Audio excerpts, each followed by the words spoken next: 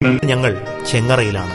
അധികാരികളും രാഷ്ട്രീയ പ്രമാണിമാരും മുതലാളിമാരും ഒന്നിച്ച് ഉപരോധിച്ച് ശ്വാസം മുട്ടിക്കുന്ന കേരളത്തിലെ ഈ തുറന്ന ജയിലിലേക്ക് വരാതിരിക്കാൻ ഞങ്ങൾക്ക് യാതൊരു ന്യായവും ഇല്ലായിരുന്നു. പ്രയാസങ്ങൾ സഹിച്ച് കാടുകൾ താണ്ടി ഞങ്ങൾ ഇവിടെയും എത്തി. പുതിയൊരു ജീവിതത്തിന് വേണ്ടി കടുത്ത യാതനകളെ അതിജീവിച്ച് പൊരുതുന്ന നൂറുകണക്കിന് കുട്ടികളടങ്ങുന്ന ചെങ്ങറയിലെ സമരപോരാളികൾ ഞങ്ങൾക്ക് വലിയ ആവേശം തന്നെയായിരുന്നു. പാഠപുസ്തകങ്ങളും ബാഗും യൂണിഫോമും ഇല്ലാതെ നരകിച്ചിരുന്ന ചെങ്ങറയിലെ വിദ്യാർത്ഥികൾ വലിയ ആവേശത്തോടെയാണ് ഞങ്ങളെ സ്വീകരിച്ചത്. സംഘടനാപരമായും വ്യക്തിപരമായും ഈ കഴിഞ്ഞ 22 മാസക്കാലമായി ഈ ചെങ്ങറ സമരത്തെ സഹായിച്ചുകൊണ്ടിരിക്കുകയാണ്. അതിലൊക്കെ ഉപരി ഈ സോളിഡാരിറ്റിയും അവരുമായി ബന്ധപ്പെട്ട് പ്രവർത്തിക്കുന്ന SIO തുടങ്ങിയ സംഘടനകൾ ഈ ചെങ്ങറ സമര ഭൂമിയിലെ മനുഷ്യജീവികൾക്ക് വേണ്ടി ചെയ്തിട്ടുള്ള ഭക്ഷണം, ഉപരോധത്തിനെതിരെയുള്ള സമരം തുടങ്ങി ഇപ്പോൾ പഠനോപകരണം അടക്കം കഴിയാത്തതും വാക്കുകൾ കൊണ്ട് നന്ദി പറഞ്ഞ് അവസാനിപ്പിക്കാൻ കഴിയാത്തതുമായ എന്തിനു വേണ്ടിയാണ് ഇവരൊക്കെ ഈ സഹായവുമായി വരുന്നതെന്ന് പറഞ്ഞാൽ അടിച്ചമർത്തപ്പെട്ട ജനതയെ ഒരു പുരോഗതിയിലെത്തിക്കുന്നതിനു വേണ്ടി ഏതു തരത്തിലുള്ള സഹായങ്ങളും ചെയ്യുവാൻ സന്നദ്ധരായ ജനസമൂഹം ഈ രാജ്യത്ത് ജീവിച്ചിരിപ്പുണ്ട് എന്നുള്ളതിന്റെ ഒരു ഉത്തമ ഉദാഹരണമാണ് ഇവർ നിരന്തരമായി നമ്മളെ സഹായിച്ചുകൊണ്ടിരിക്കുന്നതിന്റെ അർത്ഥവും നമുക്കതുകൊണ്ട് ബോധ്യപ്പെടുന്നതും അത് നമുക്ക് ബോധ്യപ്പെടണം എന്ന് പറയുവാനാണ് ഞാൻ ഈ അവസരം ഉപയോഗിക്കുന്നത്. ഒരുപക്ഷെ ഈ സമരം വിജയിപ്പിച്ചെടുക്കുമ്പോഴേക്കും ഇനി എത്രയോ പേര് കൂടി നമ്മളിൽ നിന്നും കടന്നുപോയെന്ന് വരാം. പക്ഷേ നമ്മൾ മുഴുവൻ ചത്തു തീർന്നാലും ഒന്നുകിൽ നമ്മൾ ചത്തുതീരുക, അതല്ലെങ്കിൽ നമ്മളെയും കണ്ടെത്തുക എന്ന മുദ്രാവാക്യം ഉയർത്തിപ്പിടിച്ചുകൊണ്ട് തുടങ്ങിയ സമരമാണ്. കേരളത്തിലെ ഗവൺമെന്റ് ഈ സാധ്യത വിമോചന സംയുക്ത വേദി സമരഭൂമിയിൽ നടത്തിക്കൊണ്ടിരിക്കുന്ന ഈ സമരഭൂമിയിലെ വിദ്യാർത്ഥികളുടെ വിദ്യാഭ്യാസപരമായ അവകാശങ്ങൾ സംരക്ഷിക്കുന്നതിന് വേണ്ടിയുള്ള പദ്ധതികൾ നടപ്പിലാക്കപ്പെടേണ്ടതുണ്ട്. ഇവിടുത്തെ ഓരോ കുഞ്ഞും പഠിക്കുന്നതിന് വേണ്ടി നിരവധി ത്യാഗങ്ങളാണ്.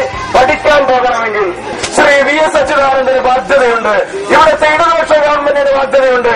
സാമൂഹ്യ നീതി ഉയർത്തിപ്പിടിക്കുന്ന ഒരു ഗവൺമെന്റിന്റെ ബാധ്യതയാണ്.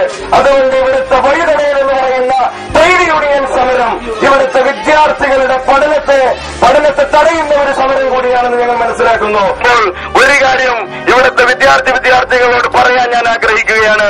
നിങ്ങളിൽ നിരവധി കഴിവുകളുണ്ട്, നിങ്ങളിൽ നിരവധി ശേഷികളുണ്ട്, നിങ്ങളിൽ നിരവധി കരുത്തുണ്ട്, നിങ്ങൾക്ക് വളരുവാനുള്ള ശേഷിയുണ്ട്. നിങ്ങളുടെ ഈ സമരത്തിന് ഐക്യദാർഢ്യം പ്രഖ്യാപിക്കുകയും അതോടൊപ്പം തന്നെ ഇവിടുത്തെ വിദ്യാഭ്യാസ അവകാശങ്ങൾ സംരക്ഷിക്കപ്പെടുകയും ചെയ്യേണ്ടതുണ്ട് എന്നാണ് ഞങ്ങൾ മനസ്സിലാക്കുന്നത്. നമ്മുടെ മഹാനായ ബാബാ സാഹേബ് അംബേദ്കറിനെ കുറിച്ചറിയാം. ബാബാ സാഹേബ് അംബേദ്കർ അദ്ദേഹം സ്കൂളിലും കോളേജിലും പോകുന്നവരെ ബാബാ സാഹേബ് അംബേദ്കർ എന്ന് പറയുന്ന സിനിമയിൽ ലോകത്തെ പരിചയപ്പെടുത്തുന്നുണ്ട്. അദ്ദേഹം വിദ്യാഭ്യാസ സ്ഥാപനത്തിൽ നിന്ന് ക്ലാസ് കഴിഞ്ഞ് പുറത്തു പോകുന്നത് ഹോട്ടലിലേക്കാണ്. അദ്ദേഹം വെച്ചുപുലർത്തിയ സ്വപ്നം എന്ന് പറയുന്നത് അവഗണിക്കപ്പെടുന്നവന്റെ, പാർശ്വവൽക്കരിക്കപ്പെടുന്നവന്റെ വിമോചനം എന്നതായിരുന്നു. ഇവിടുത്തെ ഭരണഘടനയുടെ ശില്പിയായി അംബേദ്കർ വരുന്നത് നാം കാണുന്നു. ഈ സാധുജന വിമോചന സംയുക്ത വേദി നടത്തുന്ന ഈ ജനകീയ സമരഭൂമിയിൽ നിരവധി അംബേദ്കർമാർ ജനിച്ചു വീഴേണ്ടതുണ്ട് എന്നാണ് എനിക്ക് പറയുവാനുള്ളത്. നിരവധി അംബേദ്കർമാർ ഈ ലോകത്തിന്റെ വിമോചനത്തിന് വേണ്ടി ഉയർന്നു വരേണ്ടതുണ്ട് എന്നാണ് എനിക്ക് പറയുവാനുള്ളത്. ലോകത്തെമ്പാടുമുള്ള മർദ്ദിത പീഡിത ജനവിഭാഗങ്ങൾ നടത്തുന്ന സമരങ്ങൾ അതിജീവനത്തെ പറ്റിയുള്ള പുതിയൊരു സമൂഹത്തെ തന്നെ നിർമ്മിച്ചെടുത്തിരിക്കുകയാണ്. അവരുടേതായ ഒരു ലോകം കണ്ടെത്തുന്ന അവകാശ സമരങ്ങൾ അവരുടെ തന്നെ ആഹ്ലാദത്തിന്റെയും അവരുടെ തന്നെ അതിജീവനത്തിന്റെയൊക്കെ പുതിയൊരു കാലഘട്ടത്തിൽ അതിനോട് സാൽമീകരിച്ചുകൊണ്ട് അതിനോട് തന്നെ താരതമ്യം പ്രാപിക്കാനുള്ള ഒരു വലിയ ശ്രമം ഒട്ടനവധി സംഘടനകളിൽ നിന്നിപ്പം രൂപപ്പെടുന്നുണ്ട്.